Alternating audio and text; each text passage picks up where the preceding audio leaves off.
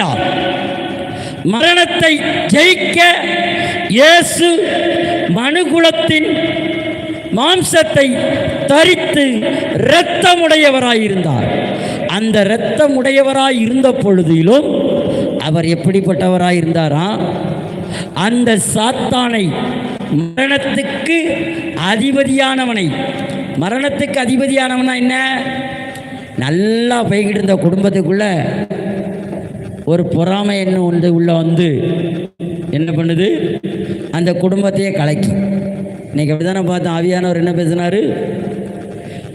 தீங்கு செய்யாத, பொறாமை கொள்ளாத, புறா பேசாத, இப்படிப்பட்டவங்களாம் நல்லவனே கிடையாது. பிசாசுக்கு ரெப்ரசன்டேட்டிவ், பிசாசுக்கு வேலை பார்க்கானா.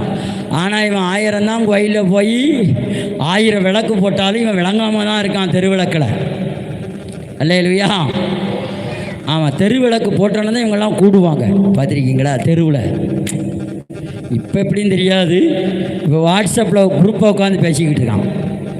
குரூப்பு, வாட்ஸ்அப்பில் குரூப்பை போட்டு அதில் குரூப் டாக்கிங் நடக்கு.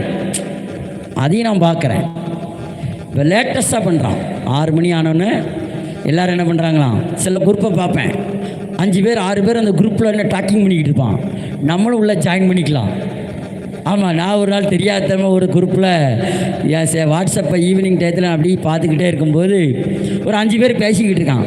சரி என்ன தான் பேசுவான்னு பார்த்து உள்ளே போனால் இவா அங்கே இருக்கான், அவா இவாவா, சரி இது வேண்டான்னு வெளியே வந்துட்டேன். அல்லேலூயா. அப்போ தெருவிளக்கு போட்டு என்ன பண்ணுறான்? அப்போ இப்படிப்பட்டோம்னா யார்? மாம்சத்துக்குரியவர்கள். அல்லேலூயா. ஆவிக்குரியவர்கள் அப்படிப்பட்டவர்களே அல்ல. கர்த்தருடைய சமூகத்தில் தான் உண்டு, தான் வேலை உண்டு, தான் வீடு உண்டு. எவன் வீட்டில் விளக்கு எரிஞ்சானே எரியாட்டானே, நம்மளால் ஆண்டவருடைய விளக்கை 4 பேருக்கு காட்டுறதுக்கு அவன் என்ன பண்ணுவான்? செயல்படுவான். 4 குடும்பத்தை என்ன பண்ண மாட்டான்? கெடுக்க மாட்டான். அல்லேலூயா. சரி, நம்ம சங்கீதத்தை தொட வேண்டாம், நம்ம இடத்துக்கு வருவோம். ஆமென். அல்லேலூயா. சரி, இப்போ நமக்கு ரொம்ப டவுட்டு. நிறைய பேருக்கு, பிரசங்கிகளுக்கே தெரியல ஏன் இயேசு இந்த பூமிக்கு வந்தார். அவன் எப்போ பார்த்தாலும் ஆறுதலுங்கான், பாறுதலுங்கான், தீர்க்க தரிசனம் எச்சரிக்கைங்கான், அங்கே குண்டு வெடிக்குமா, இங்கே குண்டு வெடிக்குங்க, இங்கே நிலநடுக்கம் வருதான், எல்லா கழுதையும் வருதுடா. ஆனால் ஏன்டா அந்த பூமிக்கு வந்தாருன்னு சொல்ல மாட்டேங்கான். கேட்டால் உன் பாவத்தை மன்னிக்க வந்தாருங்க. மன்னிக்க வந்தார்ல, எப்படி மன்னிக்க வந்தார்? அல்லேலூயா. கண்ணீரை துடைக்க வந்தார். எப்படி கண்ணீரை துடைக்க வந்தார்? இதெல்லாம் வேணும்ல. ஏபிசிடியே தெரியாமல் ஒருத்தன் காலேஜில் போய் படித்தா விளங்குமா? அப்படிதானையா? அடிஸ்தானம் தெரியும். பிசாசு எப்படி வந்தான், மனுஷன் எப்படி இருந்தான், கடவுள் எப்படி இருந்தார், இந்த 3 விஷயந்தான் இன்றைக்கி உலகத்தில் ஒரு பெரிய இது புரியாத புதிராக போய்கிட்டு இருக்கு. அதைத்தான் சொல்லதுக்கு இன்றைக்கி நம்ம சத்தியமாக எடுத்து சொல்லி கொண்டு இருக்கிறோம். அல்லேலூயா.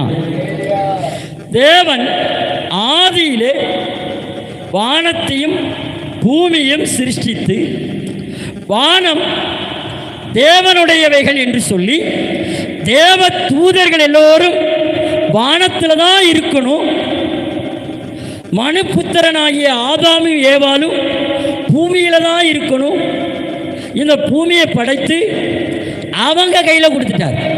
யார் கையில் கொடுத்துட்டாரு? ஆதாம் ஏவாள் கையில்.